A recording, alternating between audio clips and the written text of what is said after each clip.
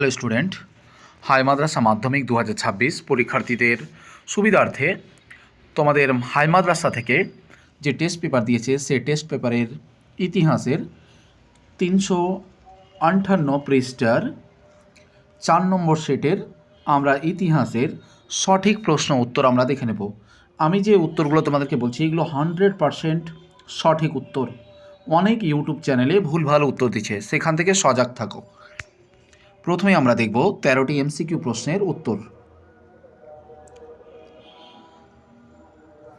British ভারতের রাজধানী কলকাতা থেকে দিল্লিতে স্থানান্তরিত হয়। তাহলে ভারতের রাজধানী কলকাতা থেকে দিল্লিতে স্থানান্তরিত হয়, এটা হবে 1911 খ্রিস্টাব্দে। এই 1911 খ্রিস্টাব্দে খুব ইম্পর্টেন্ট, যেমন 1911 খ্রিস্টাব্দে আরও কয়েকটা ঘটনা ঘটেছিল। বঙ্গভঙ্গ রদ হয়, আর কি ভারতের রাজধানী কলকাতা থেকে দিল্লিতে স্থানান্তরিত হয়, আর মোহনবাগান ক্লাব আইএফএ শিল্ড জয়লাভ করে। পরবর্তী দেখো, ভারতীয় জাতীয়তাবাদের জনক ছিলেন, এটা হবে স্বামী বিবেকানন্দ। বিবেকানন্দ আছে, এটা ঠিক। তোমাদের বলি, এখানে আমি যে প্রশ্নগুলো গোল করে রেখেছি, এগুলো যা গোল করা দেখছো এগুলো খুব ইম্পর্টেন্ট, তাই গোল করে রেখেছি। তোমরা এগুলো ভালো করে পড়বে, খুবই ইম্পর্টেন্ট। তারপরে দেখো, রামকৃষ্ণ মিশন প্রতিষ্ঠা করেন। রামকৃষ্ণ মিশন প্রতিষ্ঠা করেছিল, এটা হবে স্বামী বিবেকানন্দ। কোল বিদ্রোহের নেতা ছিলেন, এটা অনেকবার এসছে প্রশ্নটা, খুব ইম্পর্টেন্ট।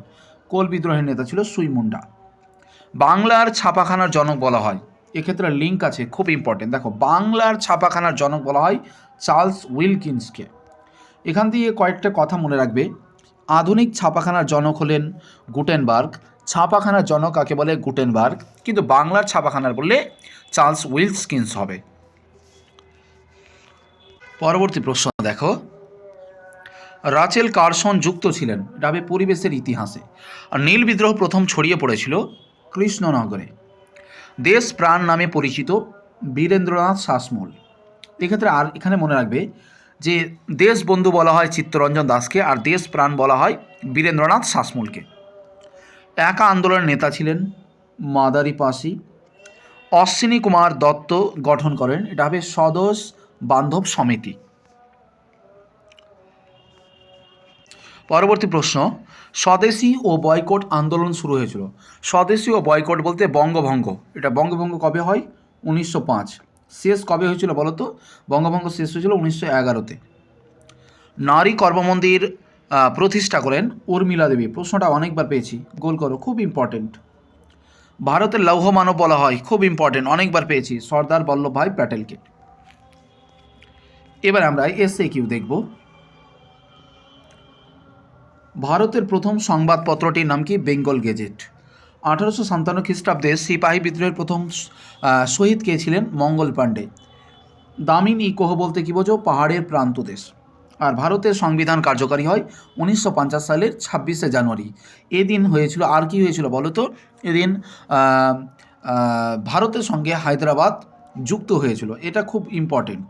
1950 সালে 26শে জানুয়ারি গুরুত্বপূর্ণ কেন? এবার আমরা দেখব সত্য মিথ্যার উত্তর। এবারে সত্য মিথ্যা দেখো, রঞ্জিত গুহকে নিম্নবর্গের ইতিহাস চর্চার জনক বলে, একদম সত্য। ইন্ডিয়া উইন্স ফ্রিডম গ্রন্থটি লেখেন আবুল কালাম আজাদ, যিনি প্রথম শিক্ষামন্ত্রী, এটাও ঠিক আছে। আর 1835 সালে হিন্দু কলেজ প্রতিষ্ঠিত হয়, মিথ্যা, কারণ হিন্দু কলেজ প্রতিষ্ঠিত হয় 1817 খ্রিস্টাব্দে। আর 1835 যদি বলাই যায় তাহলে হবে কলকাতা মেডিকেল কলেজ। এবার আমরা কয়স্তম্ভের সঙ্গে ক্ষয়স্তম্ভ মিলিয়ে দেখব। দীনবন্ধু মিত্র থেকে হয়ে যাবে নীল দর্পণ নাটক, আর দক্ষিণারঞ্জন মিত্র থেকে হয়ে যাবে ছেড়ে আসা গ্রাম, আর লালা হরদয়াল থেকে হয়ে যাবে গদর পার্টি। আর এক্ষেত্রে যেটা আছে ম্যাপ, তোমরা কাশ্মীর দেখে রাখো। এবার বিবৃতি দেখো এক ঝলকে। জওহরলাল নেহরু তার কন্যা ইন্দিরাকে চিঠি লিখতেন, তো এটা সঠিক উত্তর হবে 3 নম্বরটা। চিঠির মাধ্যমে তিনি তার কন্যাকে বিশ্ব প্রকৃতি সম্বন্ধে জানাতেন। আর আম্বেদকর পুনা চুক্তি মেনে নিতে বাধ্য হন, এর কারণ হচ্ছে যে গান্ধীজি আমরণ অনশনের ক্ষেত্রে জীবন সংশয় দেখা দিয়েছিল তখন। আর দেশীয় রাজ্যগুলি অধিকাংশ, এটা 3 নম্বরটা হবে। বল্লভভাই প্যাটেলের নেতৃত্বে ফলে রাজ্যগুলো ভারতের সঙ্গে খুব তাড়াতাড়ি যুক্ত হয়। এবারে আমরা দেখব ইসলামের ইতিহাসের এমসিকিউ এর প্রশ্ন উত্তর। খোলাফায় রাশেদিনের যুগ স্থায়ী হয়েছিল, এটা হবে 30 বছর। আর হিজরি সন অ্যারাবিক ক্যালেন্ডার হজরত ওমর। আর ইসলাম দুনিয়া নবীজির কর্তৃত্ব ছিল 10 বছর। আর উমাইয়া যুগের রিয়েল আর্কিটেক্ট বলা হয় আব্দুল মালিককে, খুব ইম্পর্ট্যান্ট। আর মিশরের শাসন কায়েম হয়েছিল, এটা হবে ফাতেমীয়দের। এবার আমরা এসে কিউ দেখব। বিভাগ ক্ষয়ের উত্তর আমি লিখে দিয়েছি। বাব উল এলম কাকে বলা হয়? হজরত আলীকে। আবু বক্করের আমলে রোমান সম্রাট কে ছিলেন? হিরাক্লিয়াস। মেসোপটেমের বর্তমান নাম কি? ইরাক। আরবরা কার নেতৃত্বে সিন্ধু দেশ জয় করেন? মোস্তফা বিন কাসেমের নেতৃত্বে। এবার আমরা দেখব কয়স্তম্ভের সঙ্গে ক্ষয়স্তম্ভ। কোরআন সংকলন কে করেন? ওসমান গনি। আর আকসা মসজিদ থাকবে আব্দুল মালিক ইবনে মারওয়ান। এবার সত্য মিথ্যা দেখো।